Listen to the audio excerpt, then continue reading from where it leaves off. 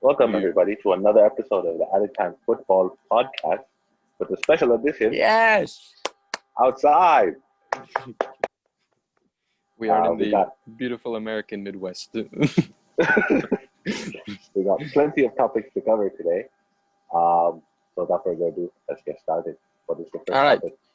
Well, I have my cue card, and what is kind of the biggest topic in global football at the moment is probably Barcelona getting absolutely embarrassed in the Champions League quarterfinals to, without a doubt, the best club in Europe, Bayern Munich, and they proved that with an 8-2 victory over one of the most historic clubs in Europe.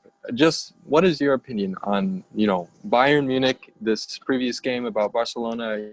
We've already had our opinions on Barcelona, and I recommend that you guys go watch that video. I believe it was our second podcast. Yeah, second one. Yeah, and so we recommend you go watch that to hear our opinions on Barcelona, and we get passionate about it, I guess. But what are your opinions on this most recent 8-2 trouncing of Barcelona? It's an embarrassment. Obviously, for any club to lose 8-2 is an embarrassment, but a club of Barcelona's stature, and let's not just say it down to this performance. I think the season has been one of the most dreadful that we've seen so far.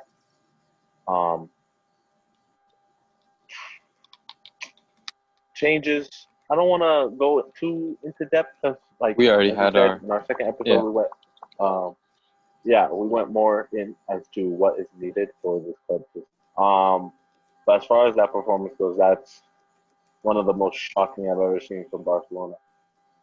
And changes do need to be made, not just within the staff. Yeah. That's pretty much all I have to say. And this moment, a lot of people, I wouldn't be surprised if a lot of people feel like they need to move, which is weird because we rarely hear people needing to move. We hear people want to move from Barcelona, but mostly the families, we've never heard of people needing to move. I feel like people like Ter Stegen and Messi are people who feel like they need to move because the club is just going down the wrong path. And they're standing on a sinking ship with nowhere to pretty much go except death. And it's pretty embarrassing. Yeah. Piqué, offered to quit if it meant that, Barcelona could succeed. And Quique Setien was obviously sacked hours after the win. Barcelona are just embarrassing right now. I think Bartomeu just has them all in the wrong direction. They need a new president. Pretty sure the elections are next summer, but it's they're gonna have to go through an entire season with that guy as their president. And I think he's been the issue ever since he was elected. Ever since he's been president, Barcelona haven't made a Champions League final, I'm pretty sure. Last time they did make a Champions League final was 5 years ago, and we've seen them crash out of the Champions League on pretty embarrassing notes now for the past two seasons, with Liverpool making their historic comeback, corner taken quickly, and Chardell's happy about that. Now losing 8-2 in the quarterfinals to Bayern, which Bayern is quite clearly the best club in Europe, and they've proven that. To lose like this is pretty embarrassing, and it's just crazy to see. Obviously, Messi has been linked with Inter Milan, but that's been shut down by not only Antonio Conte, but I think even some people that are in Messi's camp have, tuned it down. I know his dad was in Milan to buy a house or something. But it's all very interesting. Obviously, Messi seems like, a defeated man. Doesn't have too much time left. He's already, pushing mid-30s. So it's going to be really interesting to see not only what happens with him, but, the other guy who is proclaimed as the greatest player of all time and who has been, in this big debate, the big debate of who is better, Cristiano Ronaldo.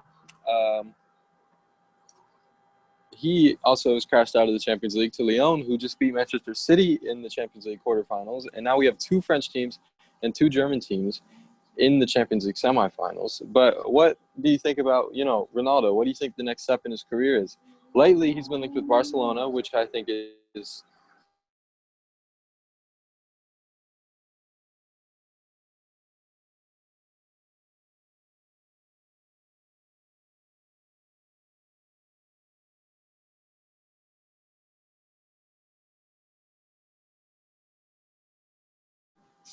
Also, Messi seems like more of a one club man to me. yeah, I find it more hard to believe that Messi would leave Barcelona than Cristiano would leave Real Madrid. Obviously, we did see him leave Real Madrid, but and go to Juve, but it was to still succeed, not to crash out year in year out of Champions League. yeah, So I feel like Ronaldo is getting a bit fed up, but I feel like this year he won't leave alongside Messi. I don't feel either of them will leave.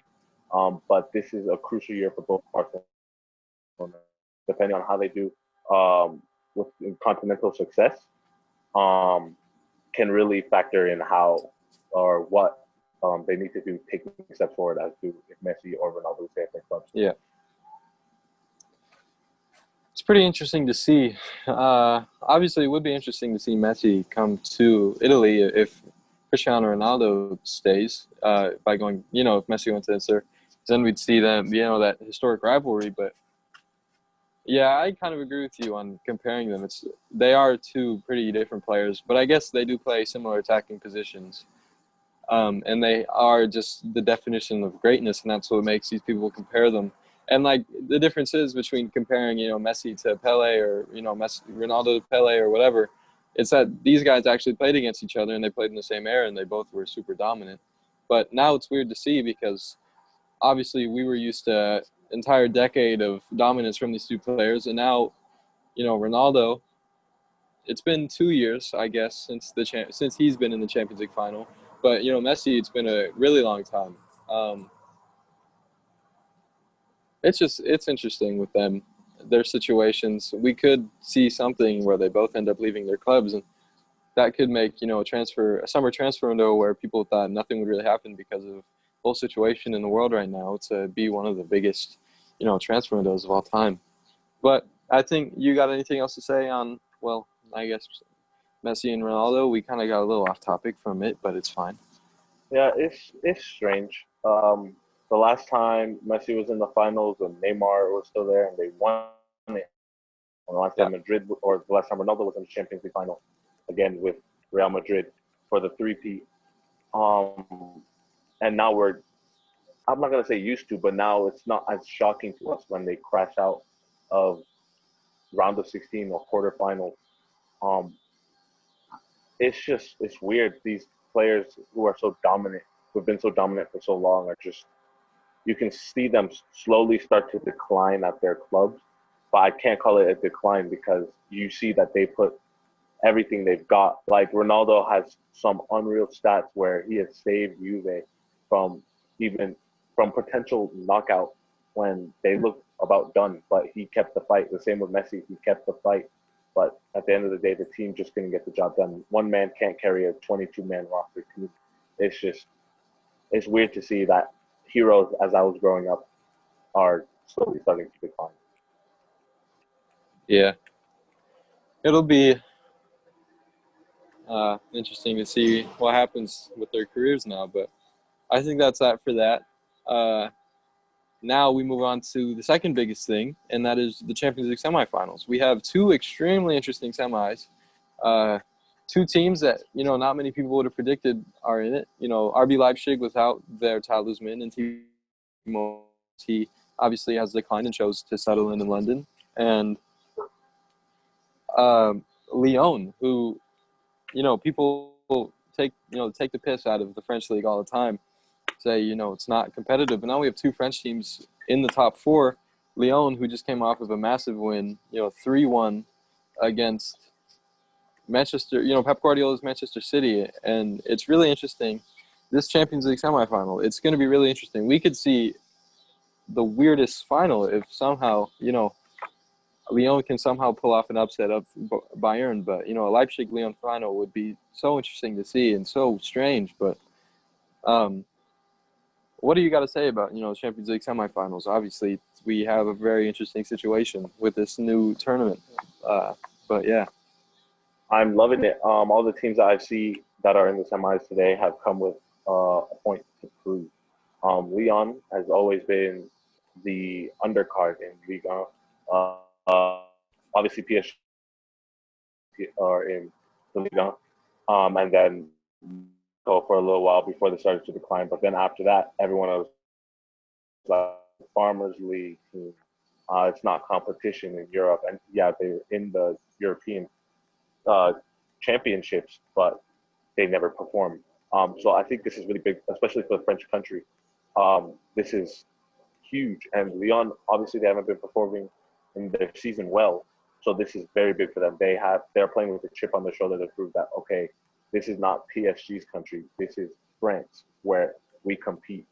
Um, as for the other teams like Leipzig, we've seen them. It's not new that they're having this success. We've seen them pretty not dominant, but they put in good performances. They got a young it's team. weird that they've gotten to this stage without, Timo Werner, who scored so many goals to them. But, props to them. They've went on a really good run. But, yeah, continue. Which is what I find is kind of good about Leipzig.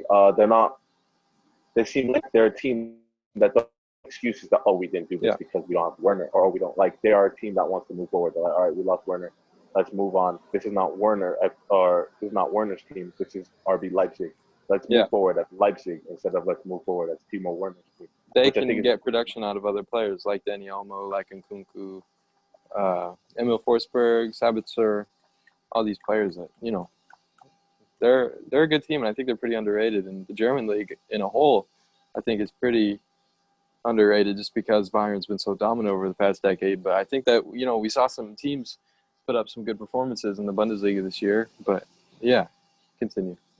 I'm excited for future Champions League because obviously we're starting to see bigger teams struggle against sides that we would already consider out.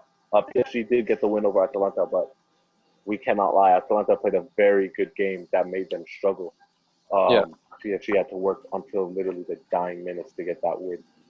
And this new format is just so beneficial to smaller clubs.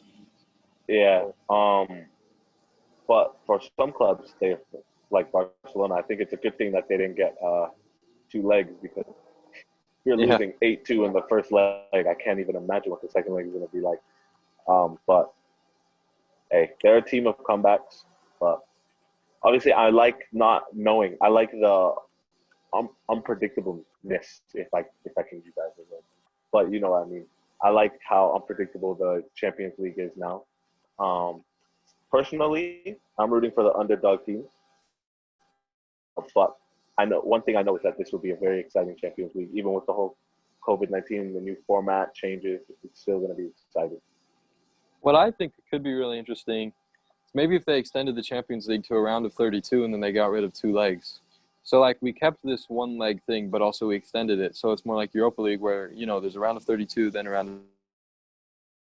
I think that would be really interesting. Not like that's been talked about, but it could make the Champions League more competitive, and we could see more teams actually make a push for it that you wouldn't have expected. Because I think with two legs, Lyon might not have pushed, even though, they are up 3-1. And it does help for the grounds to be neutral, for the tournament to be played in Portugal. But my dog wants inside. I think it'll be, I don't think they're going to keep this format. I think they're going to go back to the regular, two-leg system. But I do like this, and it allows teams, to push that you wouldn't have expected. So, yeah. You got anything else to say on Champions League semifinals? No, it's going to be interesting. Pretty much, I just agree with you. I think they should use this format as kind of leverage, or like this problem that we're facing as leverage to change the format, add a little something to Champions League that we wouldn't, or not just Champions League, but to European football that we would never expect. I expect us to go back to normality after this whole tournament. But it would be nice. Yeah. And I made a prediction. I remember earlier on, I think in the first podcast, my prediction was PSG and Bayern in the Champions League final. And just if things go the way that, should go, I could actually be right about that. So yeah, I won't forget that. But it would still be really interesting. I don't think Bayern's going to choke. I think that Lyon's going to have a really tough match if they just cruise past Barcelona. Obviously, did the thing against Chelsea.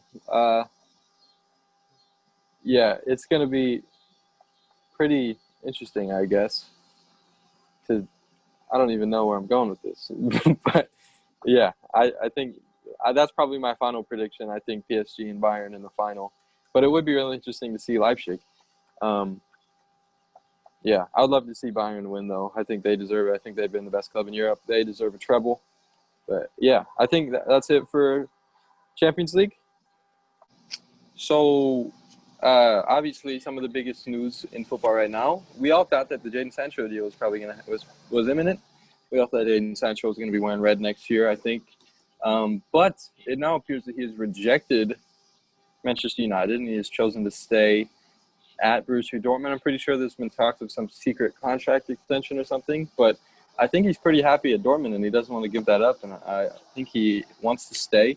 He has snubbed Manchester United in favor of staying at Borussia Dortmund and pushing Bayern Munich for a title next season. I guess it's not completely done yet, but it seems like Jadon is going to be staying with Jude Bellingham coming in. We see him in Instagram videos having fun with Erling Haaland and Jude Bellingham, who are all players that also snubbed Manchester United to come to Borussia Dortmund. But yeah, what can you say about Manchester United missing out on Jadon Sancho? Maybe Well, there's not much to say about it. Borussia Dortmund gave them a deadline. They couldn't perform what they needed to perform up to the deadline, so they said, okay. Most teams don't like being in the transfer media drama. We've seen that in the past with some really talented players such as Coutinho. I'll say that from a personal aspect, that was drama for a year, almost 2 years. Clubs like to stay out of that because it gets the fans involved, it gets the fans unhappy, it gets the board unhappy, and it gets manager decisions unhappy. So I think it's a good move from Borussia to kind of have the authority over Manchester United and be like, okay, get the deal done by this if you want by this time if you want our player, otherwise forget it. And from Jadon Sancho's aspect, it's not like he would be unhappy to go to Manchester United, but he wouldn't be unhappy to stay at Borussia. Obviously, he's expressed his love for Borussia, but he's also expressed his desire to come back one day and play in the Premier League.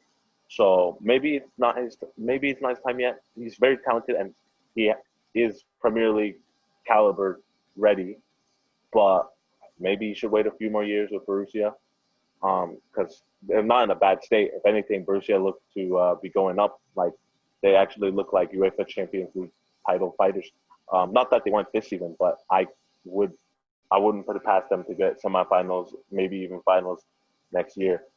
That's just how exciting that Borussia Dortmund team is. So for the whole Jadon Sancho thing, it's a big miss out for Manchester United. Uh, a huge sigh of relief for Borussia Dortmund, and we'll see how it goes for the next months, maybe yeah, years. I see within the next 1-2 years he'll come back to the Premier League for some club. Maybe not Manchester United, but I don't see him sticking around at Borussia Dortmund for a super long period of time. But I don't see him leaving, this summer anymore. Manchester United didn't want to pay all that money for him, and now it seems like they've turned to other targets. They just recently signed some young winger, obviously maybe not as a Jadon Sancho replacement, or an alternative, but they did just sign a young winger, and he'll join them next season. I believe he will stay on loan at his current club, but I think it's a smart move to stay at Borussia Dortmund because we don't know what Manchester United, how they're going to be next season. Um, he doesn't know how they're going to be next season. Obviously, he would strengthen that team, but there's no guarantee that he'll have Champions League after this next season. Manchester United can be pretty inconsistent at times. Obviously, they closed out the season fairly well, but then we saw a kind of drop in performance. We saw them struggle against Copenhagen, but they did have, an excellent performance from their keeper. I think it's a smart move from Jadon Sancho to stay at Borussia Dortmund for another year. And it's the right move for his career. I think the Borussia Dortmund's a really good club for young players. They can get their play time, they can get experience, and then, they'll be sold on for a profit later on. That's usually just how they work. But they know how to do business, and I think that they have a really good system, and they can get the best out of Jadon Sancho, as we saw this year, and he'll only improve.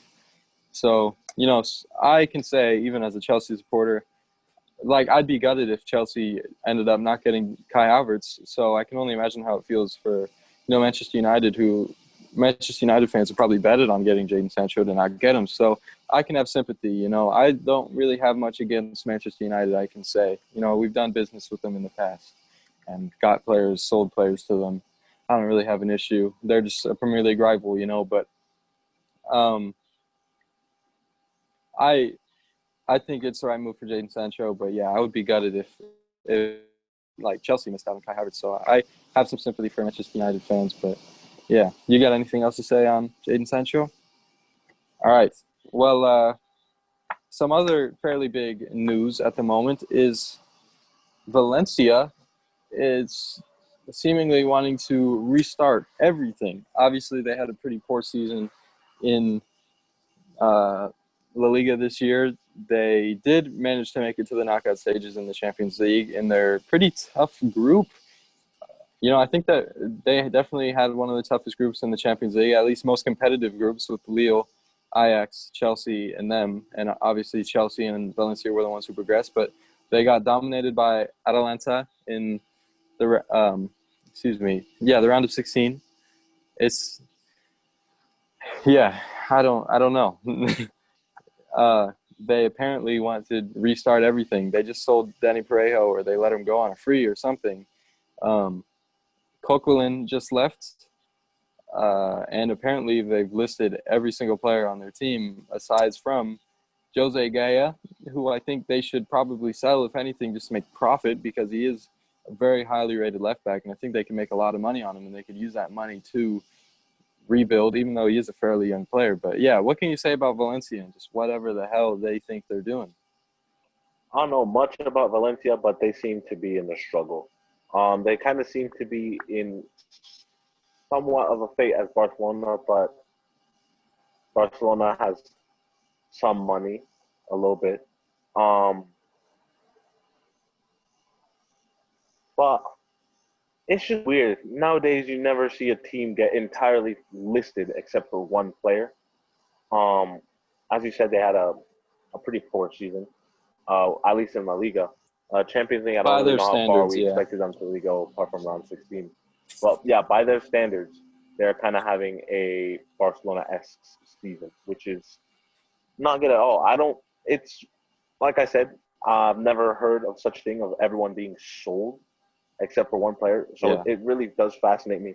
And to even sell such a crucial player to two crucial players to your team, such as Daniel Parejo and Francis Coquelin, and at that, to sell them to rivals, which is crazy to me. Um, I'm assuming that because of this whole COVID-19 thing, they're in a financial crisis, so they just Yeah, want to completely that's what you would rebuild. think. But then when you see that they let Parejo go on a free, they sold Coquelin for 10 mil. It's just so interesting. I don't know what they're doing. I'm so confused. Like, I guess by listing their whole team, they hope they can make money. But if they really are like in the negative and they need to make, why not sell your most valuable player, which is Jose Gaya? Obviously, they sold Ferran Torres, which was a pretty big deal, but they aren't getting a lot of that money now, and they sold him for 23 million. That's what they're getting now, I'm pretty sure, and it'll end up going to about 40 million. I'm just so confused. This past year for Valencia has been so strange. I remember before the Champions League, they sacked their coach, who had led them to like fourth place consecutively over teams like Sevilla, Real Betis, who were teams kind of on the come up or that have been good in Sevilla's case. But it's just, I don't know what Valencia thinks they're doing, and we could see just a major downfall for them. Obviously, I don't know what's going on, but yeah. Another assumption for me is maybe they're trying to get younger as a team. I Hmm. obviously Parejo has just entered his 30s, and I believe Francis Coquelin was about to 29, 30. Maybe they're just trying to get younger as a team. Maybe they're trying to rebuild after selling Ferran Torres. But again, I don't really know. I don't have much to say about Valencia except for I could only assume that they look to rebuild for the future. Yeah, and that's what you think. But they also just sold their youngest and most talented player. It's so weird. I don't know. And obviously they're listening. Apparently they're telling everybody, but they also have some young, pretty talented players in their ranks. Um, I don't know what's going on, but Valencia seems to know. And yeah, I don't know. I think they were a good competitor to the top four, and I think that they will be in a transition period for the next few years probably. So Valencia fans, if you're watching, I feel for you. You got anything else to say for Valencia? No. All right. Well, some of the also some of the biggest transfer news at the moment is Ben Chilwell has apparently packed up his bags at Leicester's training ground, and his Chelsea medical will be in the coming days. Obviously, we haven't heard anything come out, but it also appears that Chelsea just like to do their business pretty quietly, at least among the teams. We've seen that with Timo Werner, with Hakim Ziyech. They kind of just swooped in quietly, did their business, and I think that that could be the same thing that's going on with Ben Chilwell. Um, Obviously, this news kind of came out of nowhere. Just some pretty reliable sources. A Leicester source, who is known for being fairly reliable, tweeted out that Ben Chilwell had packed up his stuff from Leicester's training ground, and his Chelsea medical is in the coming days. But yeah, it's very interesting because that definitely, it. Um, what's the word I'm looking for? It fills a major need that we had, uh, although it is a lot of money. But before I get into my opinion on it, I want to hear from you and what you think about Ben Chilwell. It's kind of maybe, coming to Chelsea kind of without anybody really knowing, or just about, Ben Chilwell coming to Chelsea anyways. We've talked about it a little bit, but I don't think we've gone too in-depth on Ben Chilwell. I think it was more so just the left-back position for Chelsea. Chilwell is obviously a young rated talent. I think we discussed his fee a lot on the last Yeah. episode, but hey, we've already discussed this. Chilwell is a very talented player. He's, in my opinion, exactly what Chelsea needs. They get everything they need from him at that left back position. Like you said, it did come as a surprise to hear reports that he's already emptied out his locker and is ready for a move. I think it's a good move, but the fee for me is something that is very interesting. To spend 60, 80 million on a player is, I can see why he'd be rated like that, but in my opinion, he's just not that highly rated. Um, but enough about the fee. Chilwell as a player, I think more than what I've already said, he's exactly what they need at the left back position. And I like how Chelsea are making these moves quietly instead of getting media, PR involved. Um, it's just everything about the whole transfer situation they have going on for them is something to be admired by other clubs. Other clubs usually tend to get media involved, but Chelsea only get the media involved when something is confirmed, which I like about them. Like I said, it's something to be admired by other clubs. Yeah, I agree. I don't think I've spoken too much on my opinion of Ben Chilwell, but um, I think I saw something. I think he is our number one option. Everybody else we've heard, Sergio Reguilon, uh, Alex Tellez, Tagliafico, all these players we've heard, they've all been alternatives for Ben Chilwell because the price tag is too high. But obviously, apparently we've had a breakthrough in talks, which means the price has reduced. We aren't going to be spending as much money on him. I'm guessing it's still north of 60 million, which is a lot of money to be spending on the left back. But if Frank Lampard trusts him, and if it's who Frank Lampard wants, as a Chelsea fan, I can't complain. I have to place my trust in Frank. And I know that Ben Chilwell is a very talented player. He's young, he has Premier League experience, and he's only going to improve. And he's apparently exactly what Frank Lampard wants. And if Frank Lampard has a plan, I know that he can get the best out of players, especially offensively. I saw some metrics. I saw a thread. Ben Chilwell is all around a better defensive player a much better defensive player. Maybe not much, but he is a better defensive player, especially in the air. He's a little bit more physical than Reguilon. He's better defensively. Offensively, Reguilon is a bit better. He's better at crossing. But Chilwell is, he's very good at pressing, which is something that is crucial in Frank Lampard's system. Obviously, we like to press very aggressively, and then when we have the ball, we like to build up pretty slowly. I think, it's our number one priority. Ben Chilwell was our number one priority at the left back position, and that's who we went out and got. And I think you have to respect that. And he's getting all this abuse on Twitter from Chelsea fans, saying like stay in Leicester just because of the price tag. I think that, yes, it might be a little pricey, but we are getting a very quality player, a player who has Premier League experience. And why he did dip out of form a little bit. He is a very talented player, and there's no denying that. And I think that he's only going to improve. And one day he could be the best left back in the Premier League. He is the choice left back for England. I like him a lot as a player. I think that he'd be an excellent addition if all this is true, and if he is to join the club in the coming days. I'd be extremely excited. I only got positive things to really say about Ben Chilwell. The fee is obviously, it's something that you have to question, but we went out when we got our guy, and I think you have to respect that. Obviously, we've been linked with other players, but we've talked about that too in previous episodes. We've talked quite a bit about Kai Havertz. We've talked quite a bit about Declan Rice. So we don't need to get into that. And the goalkeeping position, I'm pretty sure we've talked about that a bit. You got anything else to say about Ben Chilwell or this left back position for the club? All right. Well, unless you can think of anything else, the last topic of the day is Willian has left Chelsea for Arsenal on a free transfer. The 32-year-old, sorry, I'm not too I know he's one of those two. He has left the club after being a very loyal servant, and he has went to join Arsenal. And although it is frustrating from my standpoint, I want to hear what you have to say before I get into it.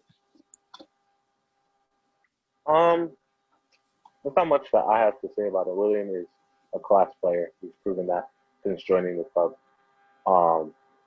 He's caused some pain for pretty much every big team in England, and even some European teams. He's caused pain for Tottenham by not joining them. He's scored some crucial goals against Arsenal. He's scored some crucial goals against Man U. He's scored some crucial goals against Liverpool. Tottenham. Yeah, even Tottenham. Mainly Tottenham. Yeah, Tottenham got the double whammy. But I think this is just a move that shows that he knows that his body is starting to slowly digress in the competitive nature. I mean, he's still going to play at Arsenal, but I'm going to upset a lot of Arsenal fans here, but they're not competing for a title right now, which is why I'm assuming he went to Arsenal, which is going to be less toll on his body than playing for a team that's going to be competing day in and day out. He's moved from Chelsea's most crucial winger to Arsenal's kind of like depth man, so give him time to rest his body a little. Christian Pulisic took that title this year, but yeah. I mean, but like at beginning of the season, yeah, Willian was our guy, but yeah, it's moved. Christian Pulisic has been way more crucial to us since the restart, but Willian also has been excellent since the restart. So, but yeah, continue. I just think that he's pretty much a Prem player. He knows that. He knows that he's slowly starting to digress, but he knows that he's a Prem player, and he wanted to. I mean, money was a big factor in it. Most teams that approached him couldn't pay his fee, either that or the teams that could pay his fee didn't interest him. Like Inter Miami wanted him. But I like the move for Arsenal, getting a rotational winger who has the class of Willian. I don't think that he's going to be rotational when he's on $220K a week. I mean, he could. There's some players who are on $220K a week at Arsenal. I know, but I don't think that mainly just Ozil, but Ozil just isn't favored. But I don't think they're getting a player for 3 years with like a +1 on $220K a week to play him on the bench. Willian came to that club fully knowing that he's going to be a starting player. Even if that means he's taken Nicolas Pepe's position, or if that means he's going to be on the left side with Aubameyang moving to striker and maybe Lacazette leaves the club, because I know Juventus is interested in Lacazette, I believe. But yeah, continue. I don't see it Willian's role at Arsenal to be considerably rotational. Um, yeah, it's rotation, but when I say rotation, I mean like one game this player, one game that player. Because at the same time, you have to realize that they have Nicolas Pepe on the right side, and then they have Bukayo Saka, who's he's a rising talent, and then they also have Aubameyang, who can play left wing if they want to. Like Lacazette is a perfect example of a rotational role this season. Sometimes he would play striker, Aubameyang would move to left. Sometimes Aubameyang would play striker, Lacazette would move to the bench. And from what I hear, he's perfectly fine with that. Whatever helps the team win title or win whatever they're after. I'm not going to say titles because again, I don't think that they're going to be competing for titles next season.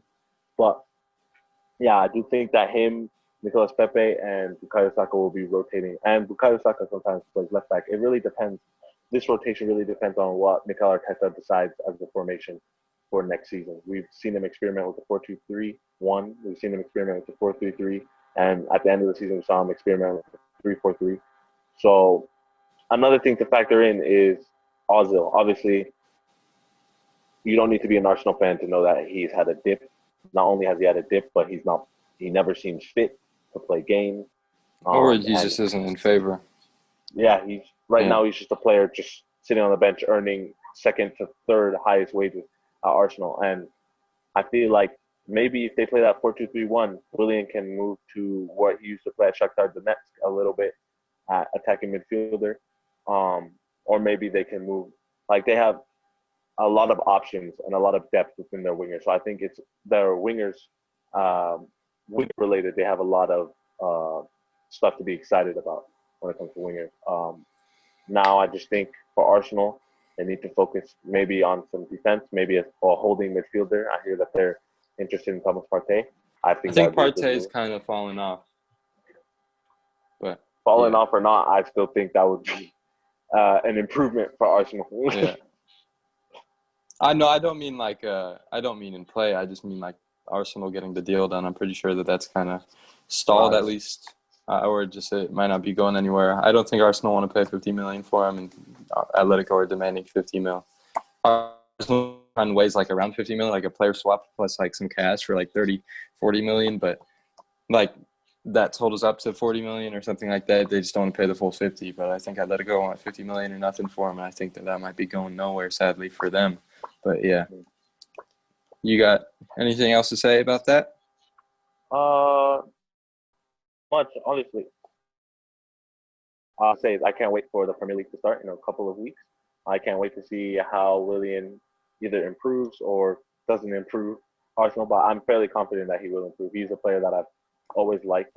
He's a player that, me personally, I've tried to mold my game like him because he's a very high pressing winger, a very high defensive work rated winger, which you don't see a lot nowadays, and a very high attacking work, a high attacking work rated winger. He's all over, and I like that about a player. Players who are engines, who are all over the field. So I'm very excited to see how he performs for Arsenal, especially at his age. Yeah, for me, it's bittersweet. I knew that he wanted to remain in London, and there was pretty much 0% chance he was going to Tottenham just because he's saying about how much he hates Tottenham, and we just know he hates Tottenham. Every time we play him, he's scoring against them. But I knew Arsenal was probably his most likely destination. We've had multiple players, across the divide. David Luiz last season, did it, and he's going to play with his best friend, David Luiz. And he's staying in London, and he's getting paid $1 million every 4 weeks. So good for him, or £1 million every 4 weeks. So good for him. And he'll be there for the next 3 years. He's pretty old. He was a loyal servant. I've always loved Willian. He's a class player. He's tireless. He's all over the place. He has a high defensive work rate, high attacking work rate. He goes on some runs sometimes. He gives those bursts of energy. But I think when it comes to Chelsea, it is his time to go. We have Hakim Ziyech coming in, who can play on the right. We have, obviously, Callum Hudson-Odoi, who had his ups and downs this season, but we know how promising of a player he is. On the right side, Kai Havertz can play on the right side. Even, Christian Pulisic could play on the right side. I'm pretty sure at one point later on this season, we saw Willian and Christian Pulisic swap wings. So Willian was on the left, Christian Pulisic was on the right. It'll be interesting to see how he performs at Arsenal. I think that we could even see Bukayo Saka stay in like the starting rotation. I don't think we saw him playing that left wing back, left mid role at all in that 3-4-3, but I think that you could probably play it so that you could have, if Lacazette was to leave the club, even though that might, factor in Aubameyang's decision to stay, a front three of Pepe, Aubameyang, and Willian, because obviously I don't think that they can snub a player that they spent a record fee on in Pepe. And then they have Bukayo Saka on the left, and maybe if they can somehow keep Benzema and Niles, he can play right back or right wing back or right mid. But also they have Hector Bellerin who can play that position too. I could see them, figuring out something along those lines, and Kieran Tierney can play that left center back role. It's really interesting with Willian. It's so weird to see him in an Arsenal kit and when he's been at Chelsea for so long, but he's been a loyal servant. I got nothing but love for him, and I didn't see him going anywhere else just because I knew he wanted to keep him and his family in London, and I'm happy for him. He got his move, and it allows some players to come in and break through at the Chelsea squad.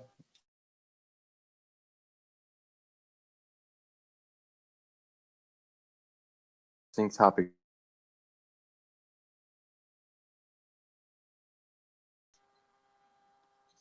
Hello? You just lagged really bad. That entire sentence, you lagged extremely bad. Which one? After you said Tierney, you lagged completely.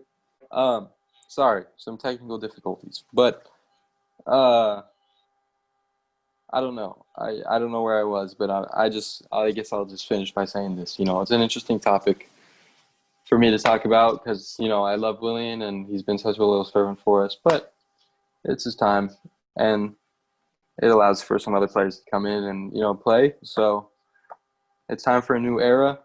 And yeah, next is Azpilicueta probably to go to Arsenal. But I don't know about Arsenal. I know. But you got anything else to say about that? No. All right. Well, I forgot about one topic, and just to factor in your Liverpool, talk about them at least a little bit.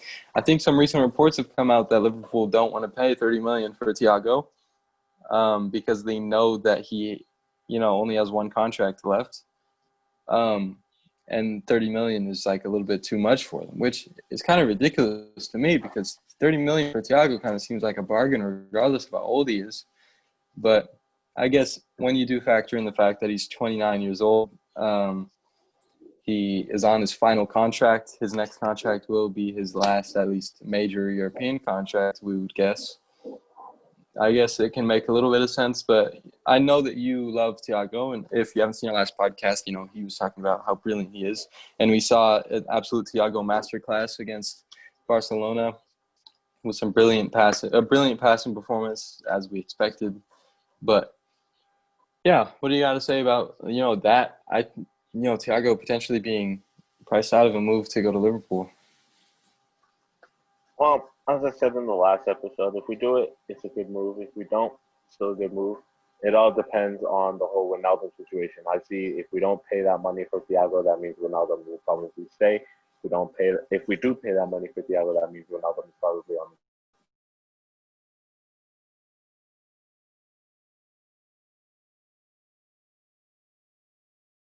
We're a cheap team. We don't just spend recklessly. We are very careful with our money, but this is a player that is well capable of replacing a player like Gini Ronaldo. So again, I just feel like we need to wait on the whole contract talk with Gini Ronaldo. We need to see where that goes first before we know exactly if Thiago will be joining or even talking contract with our club. Yeah. I think, we could even see Thiago and, Ronaldo feature in the same midfield if they wanted to figure out something like that. But I don't know. It's just kind of so weird if they don't do $30 million. Just kind of seems like such a bargain for him, regardless of how old he is, because obviously the Premier League is a pretty physically demanding league, but we've seen some older players have some good seasons. and he's not even that old, you know? Yeah, he's in like the end of his prime, but I think in his position and his play style, he probably has 2-3 more years being a top midfielder in Europe. But yeah, it's interesting. Well, you got anything else to say? I think that wraps it up for today. So if you enjoyed, please press that like button. If you didn't, dislike the video. But if you want to see more, subscribe, or just go watch some previous podcasts if you want to hear our opinions on some of the news that has been circulating throughout global football. So yeah, if you have anything that you want to say, maybe some constructive criticism, say it in the comments. We want to improve. We want to make these better for you guys. So yeah, I think that's it for today. Try to get these out, somewhat consistently. So yeah, have a great day, and we'll see you later.